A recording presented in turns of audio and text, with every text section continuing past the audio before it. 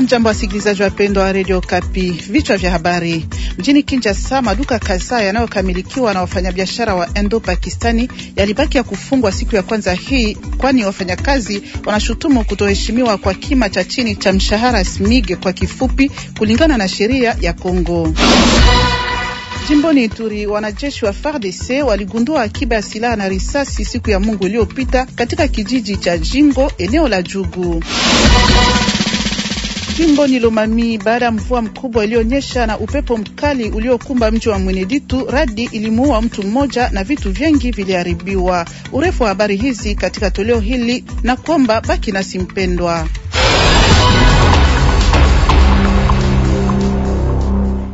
Jambo tena wasikilizaji wapendwa wa Radio la Amani, na wakaribisha katika toleo hili la habari za Kiswahili. Kama nimeyatanguliza, mjini Kinshasa, maduka kadhaa yanayokamilikiwa na wafanyabiashara wa Indo-Pakistani yalibaki ya kufungwa siku ya kwanza hii, kwani wafanyakazi wanashutumu kutoheshimiwa kwa kima cha chini cha mshahara SMIG kwa kifupi, kulingana na sheria ya Kongo. Wafanyabiashara wanaohusika wanaamini kuwa gharama zilizowekwa ni vigumu kupatanisha na mahitaji ya SMIG, lakini wafanyakazi wanadai mishahara bora na kukemea ukiukwaji wa haki zao. Viongozi wa vyama vya wafanyakazi wanaunga mkono matakwa haya na wanaonyesha kwamba wanaweza kuzidisha vuguvugu iwapo hakuna suluhu itakayopatikana haraka. Hadi sasa hali bado ni ya wasiwasi katika mji mkuu, na kurejeshwa kwa shughuli kutategemea hatua zilizochukuliwa katika saa zijazo. Pia tangu asubuhi ya siku ya kwanza hii imeonekana kuwa katika vituo kadhaa vya mafuta ya gari kuna uhaba wa mafuta katika mji mkuu Kinshasa. Magari yanasubiri kwa muda mrefu na mengine yanaondoka bila kupata mafuta. Madereva wana wasiwasi kwa sababu hali hii inaweza kuathiri uhamaji katika mji na shughuli za kiuchumi ikiwa hatua za haraka hazitachukuliwa. Madereva wanaripoti kuwa katika vituo vingine vya mafuta ya gari wafanyakazi wanadai nyongeza ya pesa 1,000 za Kongo kabla ya kuuza mafuta. Tuelekea jimbo la Kivu Kaskazini. Shughuli za kijamii na kiuchumi zilisimama siku ya kwanza hii katika mji wa Beni, wakati waendesha pikipiki waliingia mtaani kwa wingi kuelezea hasira zao kufuatia mauaji ya moja wao juma iliyopita. Lengo lao ni kueleza kukwera kwao na mauaji yanayolenga wanachama wa taaluma yao. Huko Matonge, ambao ni wilaya ya kibiashara, ni maduka machache tu yaliyofunguliwa kwa muda, kwani wafanyabiashara wanahoga kulipizwa kisasi au machafuko yanayohusiana na uhamasishaji wa waendesha pikipiki. Katika vitongoji vya nje, haswa katika sehemu ya magharibi ya jiji ambapo mwenzao waliuawa, vizuizi viliwekwa kuzuia kabisa trafiki kwa magari yote. Mapema walipokuwa wakijiandaa kuisindikiza mwili ya mwenzao kwa maziko, utulivu ulirejea katika vitongoji kadhaa vya Beni. Shughuli za kijamii na kiuchumi zilianza tena polepole. Huko Beni, daraja la Butahu ambalo linapita kwenye mto Butahu liko hatarini kuporomoka kutokana na kufifia kwa moja ya kuta zake. Daraja hili linaunganisha maeneo kadhaa ya kilimo kama vile Mwenda, Lume, Bulongo na Nzenga, ambayo ni chanzo cha mazao ya kilimo kwa mkoa huu. Mkuu wa sekta ya Rwenzori, Jafet Mapati, anatoa wito kwa serikali na washirika wake kuingilia kati haraka ili kuzuia hali mbaya zaidi. Tumsikilize Jafet Mapati, anazungumza kupitia simu ya Mark Marofimbo. Ni kweli na hakikisha hali ya hatari ya kuporomoka kwa ulalo Butahu inayopatikana kunako mji mkuu ya uchumi ya Mtwanga. Ni juma uliopita ndio tulitolewa tahadhari hii. Tulijielekeza huko na kutambua ya kwamba kuna ukuta moja kati ya zile zinazoshikilia ulalo huo tayari umeonyesha alama ya kuporomoka. Kwa upande wetu tumetoa tu ombi la dharura kwa wafadhili wote na mashirika wanaotumika na serikali yetu, na hasa kwa viongozi pia kutujia msaada ili kukarabatiwa kwa ulalo huo, kwani itaomba gharama kubwa ambao sisi kwa nguvu tunayo hapa kwa Sultani Rwenzori hatutaweza kabisa.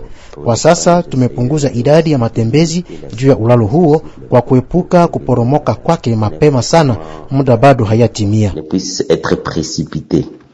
Tuelekea jimbo la Maniema ambapo barabara ya Chomba Lwama inaendelea kuharibika. Kamati ya usimamizi ya chuo kikuu cha Kindu imeamua kuchukua hatua kwa hiyo. Mkuu wa chuo kikuu hiki Profesa Kazimir Ngumbi Kitete anasisitiza kuwa hali mbaya ya barabara hiyo inazuia uendeshaji mzuri wa chuo kikuu cha 4 cha inji. Ripoti ya Florence Kizalunga. Viatu kwenye miguu, kakolongo na jembe mkononi, wajumbe wa kamati ya usimamizi kila mmoja alichangia kuboresha hata kama kidogo tu mtiririko wa trafiki kwenye sehemu hii ya barabara. Kwa hatua hii, rekta wa muda anaomba mamlaka husika kusaidia mradi wa kudumu wa ukarabati. Profesa Kazimir Ngumbi Kitete. Tunatengeneza njia kidogo sababu ya kuangalia namna gani tunaweza kupita, sababu watoto wetu baitijia wanakuwa naanguka sana kila siku hapa. Masilabisi na loana, kunakuwa wanamke wengine wanaanguka, tunakuwa problem. Magari yetu kwa amorti rapidement sasa juu ya hii maziwa inakuwa nafatana hapa. Ndio tulipenda tutengeneze sisi wenyewe. Tusingoje tu watufanyie, lakini sisi wenyewe tunaweza kuanza usudi wakubwa wakaona wakuje na waweze kutusaidia juu ya kuweza kutengeneza. Njia ni kitu lazima sana. Tunalea mikono yetu kwa wakubwa kusudi waangalie tena njia yetu ya Lwama sababu inakuwa hasara sana. Tunafungua njia sasa hii kazi na watu wote wa university wenye kwa ku service entretien tunawatia hapa sasa tuendelee kila siku kusudi tupite njia ya barabara yenyewe kwa sawa kidogo. Ikumbukwe kwamba pamoja na kamati ya usimamizi ya chuo kikuu cha Kindu, jeshi pia linatoa msaada. Sehemu hii ya barabara inahudumia kambi ya kijeshi ya Lwama, hospitali ya kijeshi na shule kadhaa. Kindu, Florence Kizalunga, Radio Okapi. Nimeatangaza mwanzoni, jimboni Ituri, wanajeshi wa FARDC waligundua akiba ya silaha na risasi siku ya Mungu iliyopita katika kijiji cha Jingo, eneo la Jugu. Katika taarifa kwa vyombo vya habari siku ya kwanza hii mjini Bunia, jeshi la Kongo lilionyesha kuwa karibu silaha 200 za aina mbalimbali zilifichwa katika eneo hili na wanangambo wa CRP ya Toma Lubanga kwa lengo la kuzoofisha raia. Msemaji wa FARDC huko Ituri, Jules Ngongo, aliongeza kuwa ugunduzi huu ulitokana na ushirikiano kati ya vijana kutoka jamii ya Hema na jeshi. Na habari hii ya uzuni kutoka jimbo la Lomami. Baada ya mvua mkubwa iliyonyesha na upepo mkali uliokumba mji wa Mweneditu siku ya Mungu hii iliyopita, radi ilimuua mtu mmoja na manjanja nyumba nyingi, makanisa na shule zimerushwa, hata miti zimeongolewa. Taarifa kutoka kwa Esther Ndalafina, utafsiri wa Jean Kasami. Habari zaeleza kuna kata nyingi zilikabiliwa na hiyo shida wakati wakaji baadhi yao walikuwa katika ibada ya misa. Nyumba zilizama, pango kubomoka na paa za makanisa na shule kuruka. Parokia Mtakatifu Petro na Paulo iko miongoni mwa zilizohasiriwa vikali ndani ya kata Musaula. Sehemu moja ya paa ilirushwa na mpepeo mkali. Ndani ya kata Nsele, mkoa wa Mweneditu, mwanamke mmoja mwenye umri wa miaka 50 hivi alipigwa na radi wakati wa kipindi cha kutoa sadaka ndani ya kanisa moja la Wamsho. Alifariki papo hapo. Waumini wengine wengi pamoja na mchungaji wa kanisa lenyewe walijeruhiwa vikali na kupelekwa kwenye zahanati ajili ya kupewa matibabu. Mkoa wa Bondoi vile nao uliandamwa. Kiongozi wake Richard Kazadi anahakikisha kwamba nyumba 6 na gala moja la biashara ziliporomoka. Shughuli za masomo zimo hatarini kutokana na janga hilo la kipekee. Kulingana na uzito wa maafa, shirika la raia linaomba msaada kwa ajili ya familia hasiriwa. Upande wa mji wa Kananga, jimboni Kasai Central, soko la Kamai ni chafu sana. Kulingana na wakaaji wa eneo hilo, ni wachuuzi na wafanyabiashara ndio wanatupa uchafu huu. Kutokana na hali hii, kupitia kwenye kipande hiki cha barabara ni ngumu kwa magari, na hiyo inasababisha wasiwasi miongoni mwa wakaaji. Wakaaji wanatoa wito kwa mamlaka za mitaa kuingilia hali hii haraka ili kusafisha soko ya Kamai. Maelezo zaidi katika ripoti hii ya Andre Katendengala Mulume kwa usomi wa Paula Munanga. Takataka zinaonekana kando ya barabara kati ya soko la Kamai na kituo cha redio na televisheni ya kitaifa ya Kongo RTNC Kananga. Hali inazidi kuwa mbaya kila mvua inaponyesha. Wakaji waliokuwa karibu na soko hilo wanashutumu wachuuzi fulani kwa kutupa uchafu. Wanakemea utupaji ovyo wa taka ambao wanasema unaharibu mazingira na kuwaweka kwenye hatari za kiafya. Bwana Kabasele Gabriel ni miongoni mwao, akielezea wasiwasi wake ya kwamba kuna takataka nyingi mbele ya soko la Kamai. Kwa mvua za hivi majuzi pia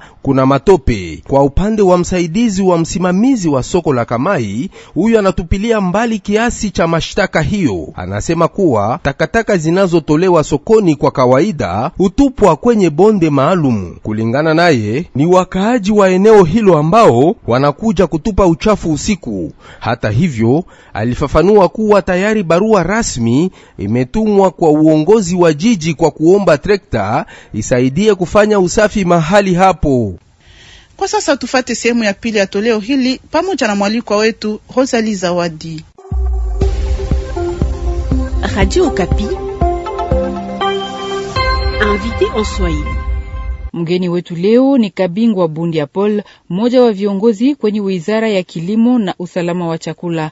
Katika mahojiano yake na Florence Kizalunga, anaeleza matokeo ya ziara yake jimboni Maniema, huku alienda kufuatilia kazi za kampeni ya kilimo. Kabingwa Bundia Paul, jambo. Jambo dada. Mumezunguka ndani ya jimbo la Maniema kwa ajili ya kampeni ya ulimaji, yani mwaka 2025-2026. Nini tunaweza kuelewa kwa hiyo mzunguko wenu? Ndiyo, aksanti kwa ulizo. Tulifika Kindu, tukaji konstitue na magrupe 3. Kuko wenyewe walibakia hapa Kindu, Kailo na Pangi. Kuko wenyewe walienda Kibombo, Kabambare na Kasongo, na kuko walienda Punya na Lubutu. Tulienda kule juu ya kufanya ile tutaita suivi na evaluation ya campagne ambao ilikuwa lancée sawa vile ulisema kumwezi wa 8 mwaka jana, na bakatuongezea pia kuangalia ile macentre ya production ya semence, parce que tunapenda tuko na bulongo fertile mais souvent tunakosa ma semence. Jo maana waziri wa sasa ana insiste juu ya kudisponibiliser semence de qualité kwa walimaji wote, pia maengrais, ma fertilisant kwa walimaji. Anaona pia population inakuwa mingi, mpanga na jembe haipermite na tulime maetandi kubwa juu ya kuproduire sana. Ana insiste juu ya motorisation, c'est-à-dire il faut tukue na ma tracteur juu ya kulima ma espace kubwa, na tukue na possibilité ya kunourrir batu mingi sana. Tutajenga malia ya stockage, tutapita pia ku transformation ya mabidi ya ile ma production yetu, hata kufaciliter écoulement. Ana insiste pia juu ya ma culture pérenne, c'est-à-dire unapanda mbegu me unaivuna kila saison. Tuseme vile kakao, kafe banapandaka mara moja me kila mwaka unavuna. Parce que leko ma culture nye tutaushisha mingi inje, na tukaushisha kule inje tutaushisha kuma devise, na tukarapatrie ma devise itasaidia inchi na itadiminuer umaskini ya walimaji. Sasa kisha nyinyi kuzunguka, muhali gani muliweza kutana hali ya ma centre na mafasi ambapo wafanyakazi wenu wanatumika? Bon, iko encourageant, atukufurahi sana parce que par rapport ya hii kampanya hii mwaka watu wanasema habayaona matrakteur, habayaona pia ma semence, ma fertilisant pia habayapata. Tulifika pia kuma centre ya Kapsa, ni vile c'est presque l'abandon, kuna kabisa nyeko inatumika tena sawa kawaida. Tutafanya rapport na tunaamini kama matokeo itakuwa ya mzuri. Tuliangalia pia mafasi ya kutumika ya wafanyakazi, mabiro, mabatima, parce que ye mkubwa wa ministeri alisema hatuwezi kufanya kitu kama hatuna batu benye biko banatumika, na bale batu ifo batumike kuma condition ya mzuri. Baada ya kuchunguza hiyo yote, muliweza pia kusisimua wakaaji, yani walimaji wenyewe wamekuwa ndani ya ma association kusema kwamba waweze kuunda hiyo banaita cooperative agricole. Namna gani itafanyika na faida yayo ni nini? Ndiyo, son excellence Mwindu Nzangi ana insiste juu ya ma cooperative. Ma cooperative c'est facile ya kuelewa, l'union fait la force. Na yeye ni mulimaji, haiko na experience sana kumambo ya kulima. mzima. Alors tunaamini tukawatia pamoja, tutakuwa pia na jinsi ya kuwa soutenir, jinsi ya kubaapuye, kuwaletea semence, kuwaletea fertilisant, kudisponibiliser matrakter juu ya makazi yabo. Olie ya kufinanse mutu moya moya, tutakuwa na facilite ya kusoutenir ile makooperative a travers malazima ambao watakuwa nayo mbalimbali. Sasa leo hii mnakuwa mkiwaomba walimaji waweze kuelekea ngambo ya mlimo wa kudumu, yani hiyo makakao, makafe. Sasa walimaji wanalia sana kusema kwamba nyinyi ministeri hamuheshimu kalenda ya ulimaji. Ndiyo wanasheria na shie pia sawa vile watumishi wa ministeri ya agriculture tunaliaka na ile. Kwani unayua systeme ya malipo kwetu kuna ile wanaita chaîne de dépenses. Kuko wa intervenant wengi, na ile fete ya wa intervenant wengi kwa mbele franga kutoka ku trésor public inaleta pia kugawia ya kutoka ya pesa, na inafaa souvent que isi coïncide na calendrier ya kwetu. Lakini kuko reforme ku finance publique leo. Ile reforme na kuya ibanaita déconcentration. Déconcentration c'est-à-dire akutakuwa tena chaîne de dépenses. Wa intervenant watakuwa wawili, ye ministre wetu na directeur financier wake, na franga itaanza kutoka ku trésor public avec beaucoup de facilité. Na tunaamini kama avec le nouveau système ya budget programme ya déconcentration tutaanja kuheshimu calendrier agricole nye tutakuwa tunajifixishia peke. Kabingwa Bundia Paul, aksanti. Minyo nakushukuru dada. Radio Okapi, dossier en Swahili. Nchini DRC kwa ujumla na katika jimbo la Chopo hasa, Tropenbos DRC yajulikana kwa utaalamu wake katika usimamizi wa misitu na msaada wa kiufundi kwa makubaliano ya misitu ya jamii. Lakini wiki iliyopita shirika hili lilianza kazi katika sekta ya elimu pia. Ni pamoja na mafunzo ya wakufunzi yaliyowaleta pamoja walimu wa kujitolea kutoka eneo la Bafwa Sende.